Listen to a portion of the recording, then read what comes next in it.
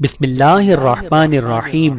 السلام علیکم ورحمۃ اللہ وبرکاتہ۔ حضرت معاذہ رضی اللہ تعالی عنہا بنت عبداللہ کا قبول اسلام۔ حضرت معاذہ رئیس المنافقین عبداللہ بن ابی بن سلول کی کنیز تھیں۔ اللہ تعالیٰ نے انہیں فطرت صالح عطا کی تھی۔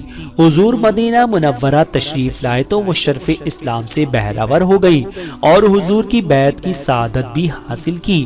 عبداللہ بن ابی ان پر طرح طرح کے ظلم کرتا تھا اور ان کو بدکاری پر مجبور کرتا تھا، لیکن وہ پاک دامنی کی زندگی گزارنے پہ مصر تھیں۔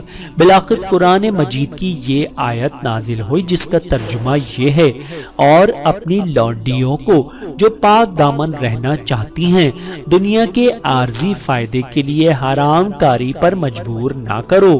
اس آیت کے نزول کے بعد حضرت معاذہ کو عبداللہ بن ابی کے ظلم سے رہائی نصیب ہوئی۔ حضرت معاذہ رضی اللہ تعالی عنہ پر اللہ رب العزت کی کروڑوں رحمتیں نازل ہوں، آمین ثم آمین۔